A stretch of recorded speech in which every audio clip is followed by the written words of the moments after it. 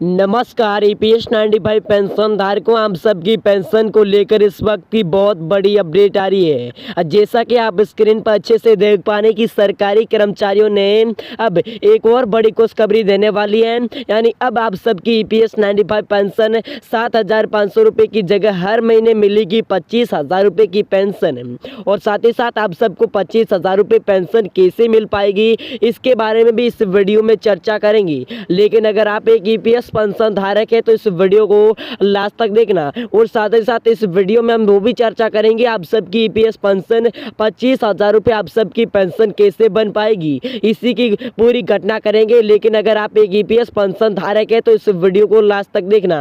तो चलिए दोस्तों जान लेते हैं। दोस्तों, निजी क्षेत्र के कर्मचारियों के लिए पेंशन अब 300% से अधिक जाने के कारण उनकी पेंशन की राशि 7,500 रुपये की सीमा से बढ़ाकर 25,000 रुपये की जाने की संभावना जताई जा रही है। और साथ ही साथ इसका कारण न्यूनतम पेंशन राशि को संभावित करने में बदलाव आ सकता है, जैसा कि आप स्क्रीन पर अच्छे से देख पा रहे हैं। हालांकि दोस्तों, पेंशन धारकों के लिए संगठित क्षेत्र में कर्मचारियों को 58 साल की उम्र की बाद जो पेंशन मिलने लगती है ना, यह पेंशन योजना एम्प्लॉयज पेंशन स्कीम के तहत ही 1995 के तहत जो रद्द हुई स्कीम था, उस किसी के तहत जो जिसके अनुसार असंगठित क्षेत्र में आने वाले के यहाँ कर्मचारी की सैलरी में 12% से हिस्सा जो पीएफ ने योगदान देता है। हालांकि इतनी ही राशि नियोक्ता के तहत नियोक्ता में योगदान राशि का एक भाग ईपीएफ का हो जाता है। लेकिन दोस्तों, आप सबको पता नहीं होगा, आप सबके दो खाते होंगे, जिसके तहत दो खातों में एक होती है पीएफ, यानी दोस्तों पीएफ का जो भी अकाउंट है, और साथ ही साथ डीए और महंगा भत्ता एक होता है एम्प्लॉयज द पेंशन स्कीम के तहत आने वाले जो सब्सक्राइबर्स थे उन सबको लाभ होता है। जैसा कि आप एक सबकी दो खाते हो, एक और साथ ही होता है ईपीएम, जो मैं आप सबको दो खाते बताता हूँ। लेकिन आप सबका पहला खाता हो जाए ईपीएस का, जिसमें पेंशन और साथ ही साथ कोई वगैरह होता है ना, और ये पहला खाता हो गया आप सबका।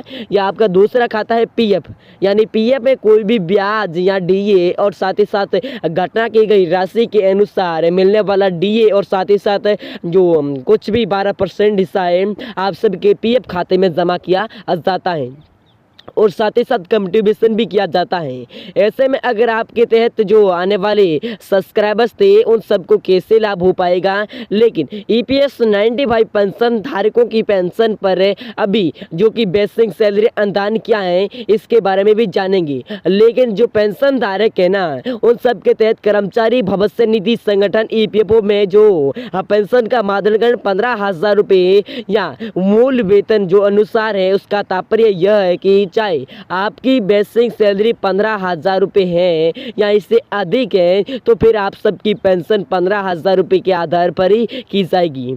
लेकिन 15,000 रुपये का कारण यह होता है कि ईपीएस 95 पेंशन आप सबको अब बढ़कर मिल पाएगी।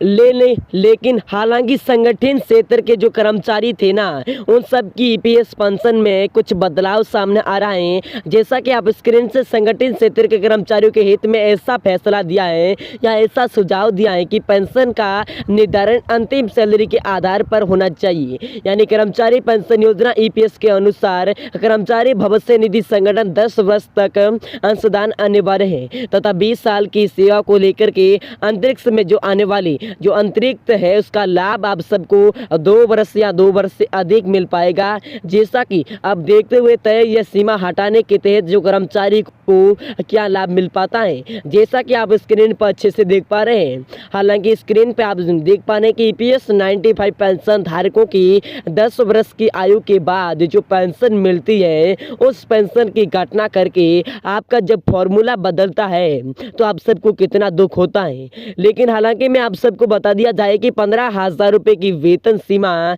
इसका सुझाव कैसे दिया जाए, और साथ ही साथ 15,000 रुपये की वेतन सीमा का कैसे सुझाव दिया जाए और व्यवस्था और अनुसार कैसे दिया जाएगा। लेकिन हालांकि चलिए इसे भी जान लेते हैं।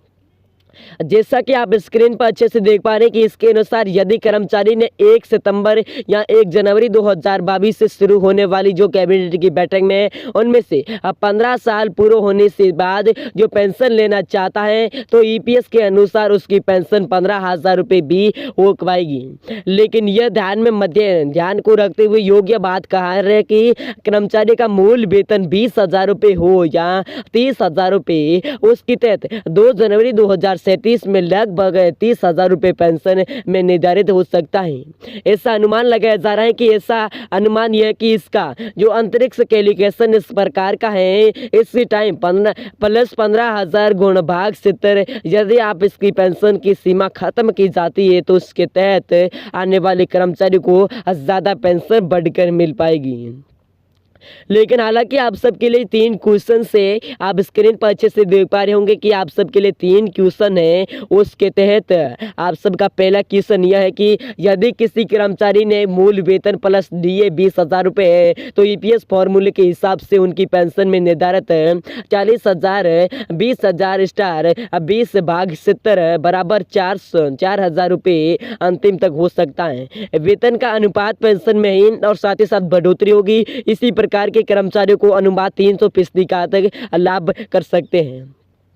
हालांकि मान लीजिए आप सबका दूसरा क्वेश्चन से आप जो पेंशन मान लेते हैं किसी कर्मचारी का मूल वेतन या 33 वर्ष के अंतिम मूल वेतन और साथ ही साथ 50,000 रुपये मौजूदा ईपीएस व्यवस्था में जो पेंशन का निर्धारित 15,000 रुपये होता है। इसी प्रकार की मौजूदा स्कीम में 33 वर्ष प्लस 2 बराबर 35 भाग 70 यानी 70,000 यानी 7,15,000 रुपये हिसाब से आप सबकी पेंशन 15,000 रुपये निर्धारित हो सकती हैं। लेकिन यदि वर्तमान व्यवस्था हटा दी जाती है तो लास्ट तक सैलरी के मुताबिक जो आप सबकी 15,000 रुपये या वेतन सीमा है उसके तहत आने वाली सब्सक्राइबर्स या कैलकुलेशन इस प्रकार होगा जिस प्रकार 33 वर्ष 2 यानी 33 वर्ष प्लस 2 बराबर 35 भाग 70 50,000 रुपये बराबर 25,000 रुपये पेंशन बन पाएगी। ये ऐसा अनुमान लगाया जा रहा है।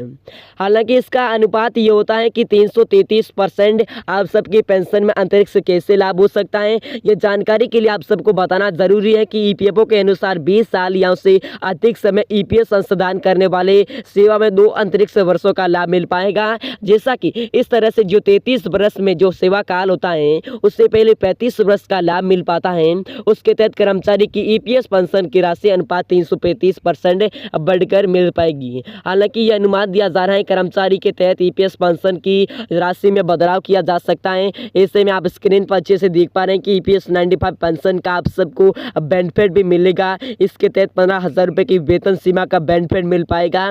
लेकिन अगर आप एक ईपीएस पेंशन धारक है तो आप सबके लिए जानकारी बेहद ही आवश्यकता और बेहद ही महत्वपूर्ण है। लेकिन दोस्तों आप सबको ये जानकारी पसंद आई तो इस वीडियो को लाइक करें और साथ ही साथ अपने दोस्तों के साथ शेयर करें। हम फिर मिलते हैं किसी नेक्स्ट अपडेट के साथ। आप सबके लिए यहाँ पर बहुत बड़ी 2 बड़ी अपडेट थे। आप सबको जानकारी पसंद आए तो वीडियो को लाइक करें। फिर मिलते हैं किसी नेक्स्ट अपडेट के साथ। तब तक के लिए जय हिंद, जय भारत।